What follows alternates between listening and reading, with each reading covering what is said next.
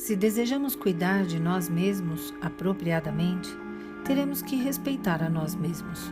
Mas não fazemos isso, pois somos, pelo menos em nossos próprios olhos, criaturas caídas.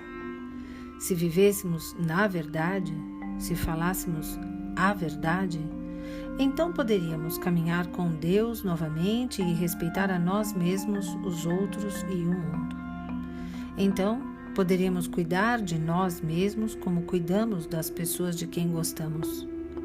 Poderíamos nos empenhar para colocar o mundo em ordem.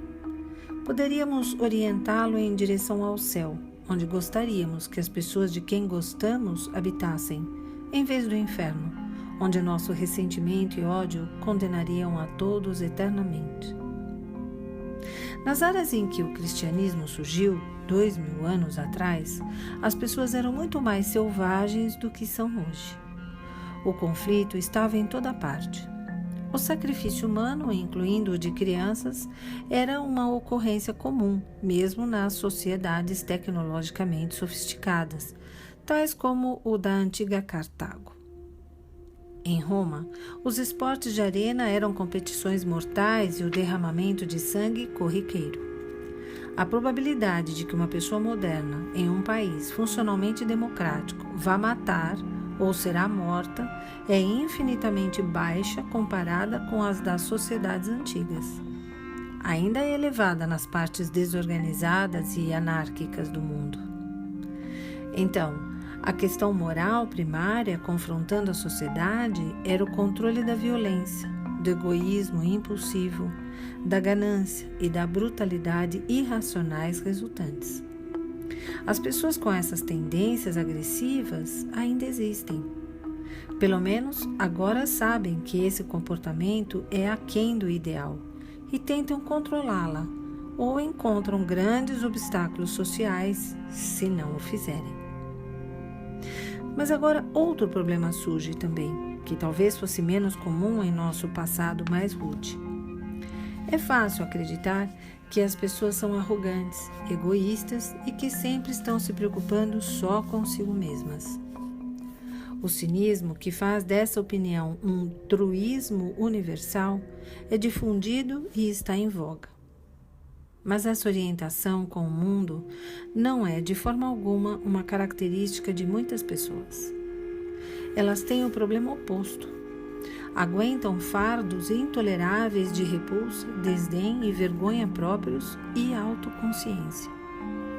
Assim, em vez de inflar a própria importância narcisisticamente, não se valorizam de modo algum e não cuidam de si mesmas com atenção e habilidade. Parece que as pessoas frequentemente não acreditam de fato que merecem o melhor cuidado, pessoalmente falando. Estão dolorosamente cientes das próprias faltas e inadequações, reais e exageradas, e envergonhadas e duvidosas do próprio valor.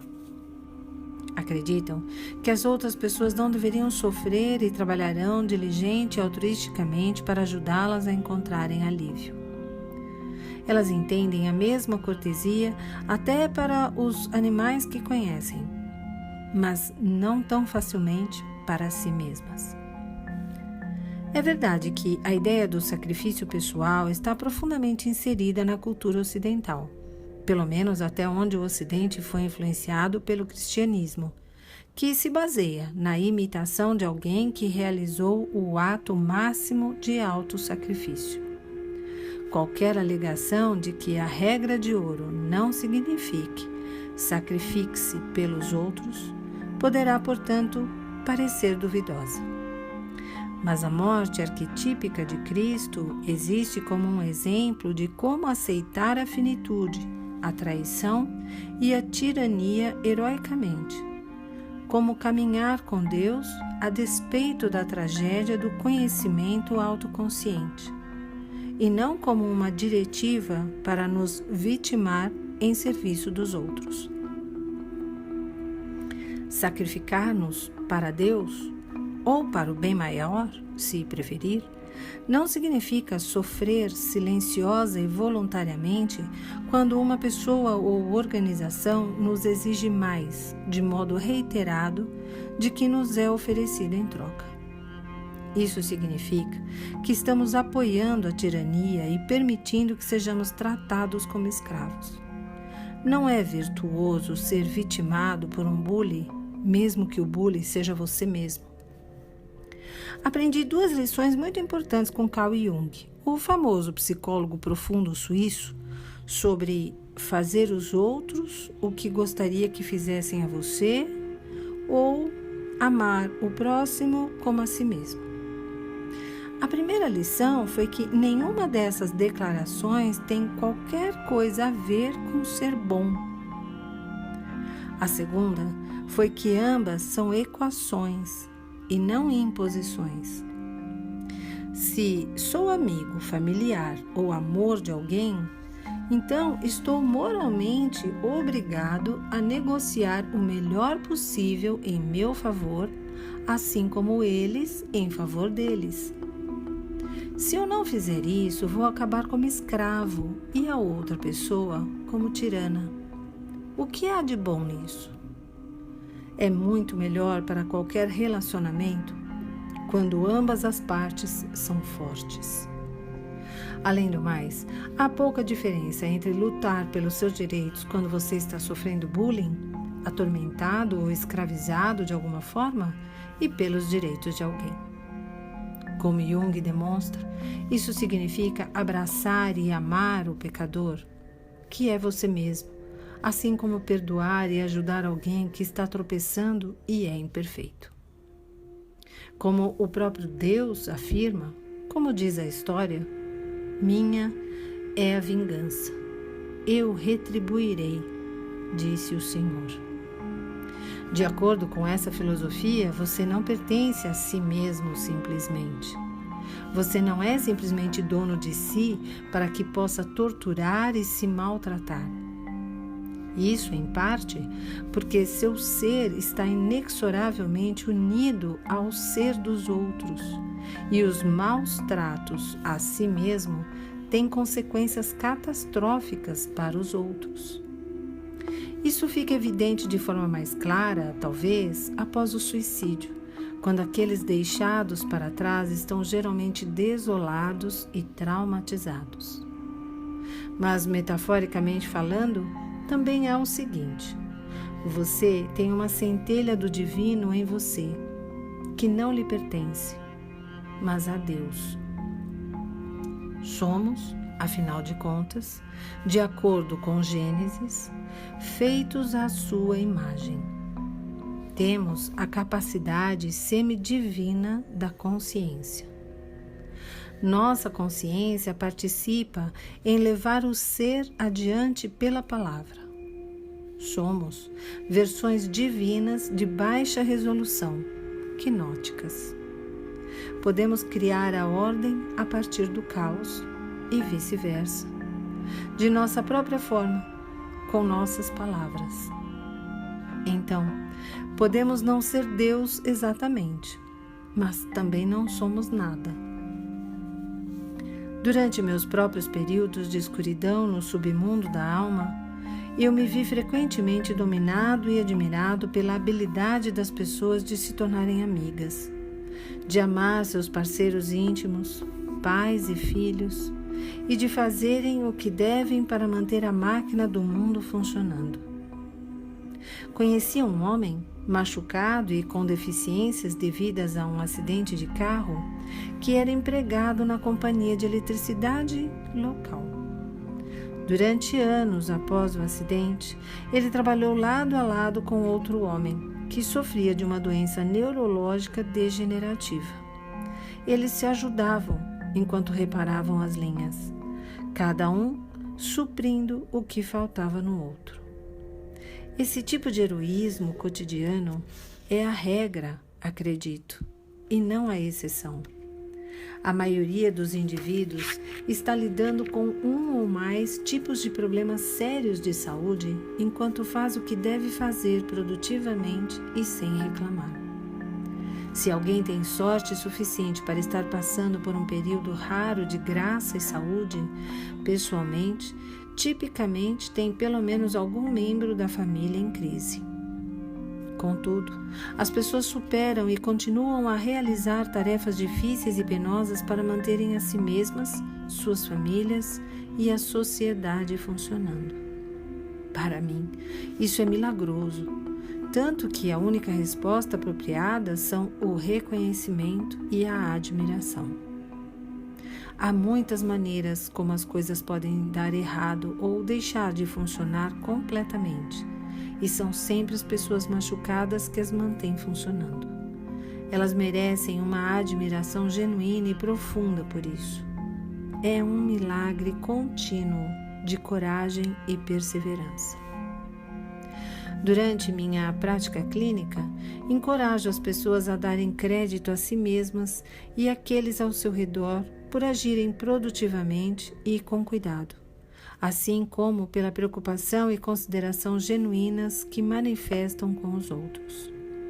As pessoas são tão torturadas pelas limitações e restrições do ser que fico maravilhado pelo fato de serem capazes de agir corretamente ou olharem para além de si mesmas. Mas um número suficiente delas age assim, de modo que temos aquecimento, água corrente, tecnologia computacional e eletricidade suficientes para que todos possam se alimentar e até ser capazes de contemplar o destino da sociedade e da natureza mais amplas, a própria natureza terrível. Todo esse maquinário complexo que nos protege do congelamento, da fome e de morrermos por falta de água tem uma tendência incessante para o mau funcionamento através da entropia, e é apenas a atenção constante de pessoas cuidadosas que o mantém funcionando tão incrivelmente bem. Algumas pessoas degeneram-se no inferno do ressentimento e do ódio do ser, mas a maioria se recusa a isso, apesar de seu sofrimento, decepções, perdas, inadequações e feiura. E, novamente, isso é um milagre para aqueles que conseguem perceber. A humanidade em sua totalidade e aqueles que a compõem como pessoas identificáveis merecem a compaixão pelo fardo aterrorizante sob o qual o indivíduo humano genuinamente cambaleia. Compaixão pela subjugação à vulnerabilidade mortal, pela tirania do Estado e devastação da natureza. É uma situação existencial que não é encontrada ou tolerada por um mero animal, de uma severidade tamanha que necessita de um Deus para suportá-la totalmente. É essa compaixão que deveria ser o medicamento adequado para o autodesprezo consciente, que, embora justificável, é apenas metade de toda a história verdadeira. O ódio pelo eu e pela humanidade deve ser equilibrado com a gratidão pela tradição, através da forma e do assombro perante o que as pessoas normais que encontramos no dia a dia realizam, sem mencionar as realizações surpreendentes daquelas realmente notáveis. Merecemos respeito. Você merece respeito. Você é importante para outras pessoas, assim como para si mesmo. Você tem um papel vital a ser exercido no destino em desdobramento do mundo. Você é, portanto, moralmente obrigado a cuidar de si mesmo. Você deve cuidar, ajudar e ser bom amigo consigo, da mesma forma que cuidaria, ajudaria e seria bom para alguém que ama e valoriza. Sendo assim, você pode ter que se comportar habitualmente de forma que lhe permita um pouco de respeito pelo seu próprio ser. Nada mais justo. Mas todas as pessoas são profundamente falhas. Todos estão destituídos da glória de Deus. Porém, se esse fato cruel significasse que não temos a responsabilidade de cuidar de nós mesmos como dos outros, todos seríamos brutalmente punidos o tempo todo. Isso não seria bom. Isso faria as falhas do mundo, que podem fazer todos aqueles que pensam honestamente questionarem a própria decência do mundo, ficarem ainda piores, de todas as formas. Isso de modo algum pode ser o caminho certo a seguir. Cuidar de si mesmo da forma que cuidaria de alguém sob sua responsabilidade significa considerar o que seria realmente bom para você. Não é o que você quer. Também não é o que o faria feliz. Toda vez que você dá um doce a uma criança, você a deixa feliz. Isso não quer dizer que deva dar apenas doces a elas. Feliz, de modo algum, é sinônimo de bom. Você deve fazer com que as crianças escovem os dentes. Elas devem colocar suas roupas de frio quando saírem na neve, mesmo que protestem vigorosamente. Você deve ajudar uma criança a se tornar virtuosa, responsável, um ser desperto e capaz de reciprocidade total, capaz de cuidar de si mesma e dos outros e de crescer ao fazer isso. Por que você pensaria que é aceitável fazer qualquer coisa menos do que isso a si mesmo?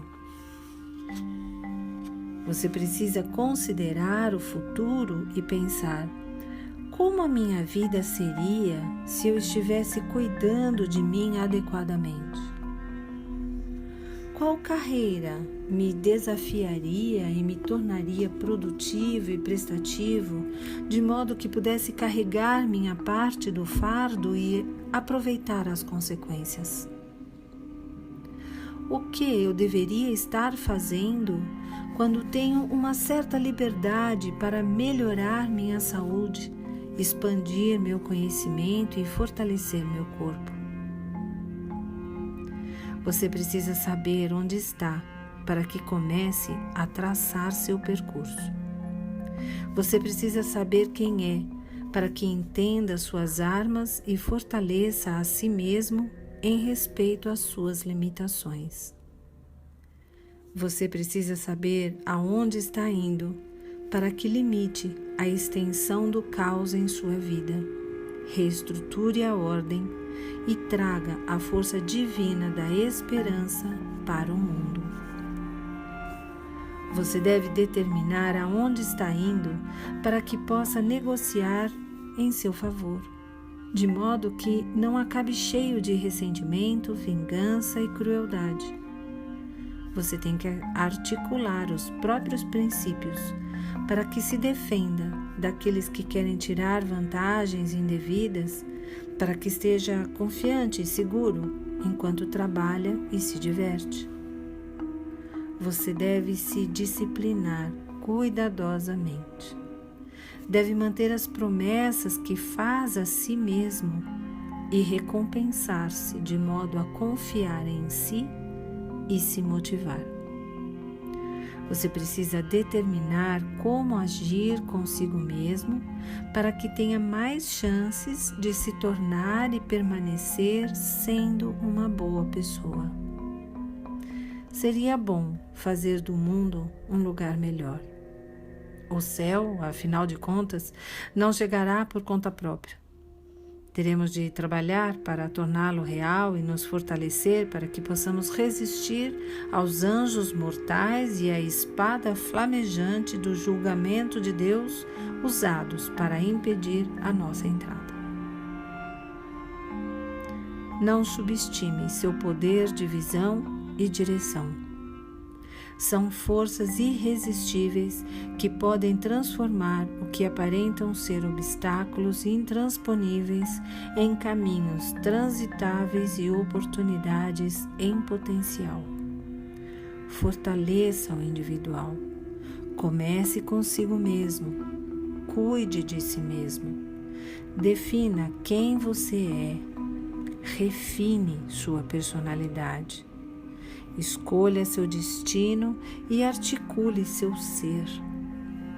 Como o grande filósofo alemão do século XIX, Nietzsche, observou brilhantemente, aquele cuja vida tem um porquê pode suportar quase todos os comos. Você pode ajudar a direcionar o mundo em sua trajetória descontrolada um pouco mais para perto do céu e distante do inferno. Tendo compreendido o inferno, pesquisando, por assim dizer, especialmente o próprio inferno individual, você poderá decidir não ir em sua direção, nem o criar. Você poderá, de fato, devotar sua vida a isso. Isso lhe daria um significado, com S maiúsculo. Isso justificaria sua existência miserável. Isso expiaria sua natureza pecaminosa e trocaria sua vergonha e autoconsciência exageradas pelo orgulho natural e pela confiança sincera de alguém que aprendeu, uma vez mais, a caminhar com Deus no jardim. Cuide de si mesmo, como cuidaria de alguém sob sua responsabilidade.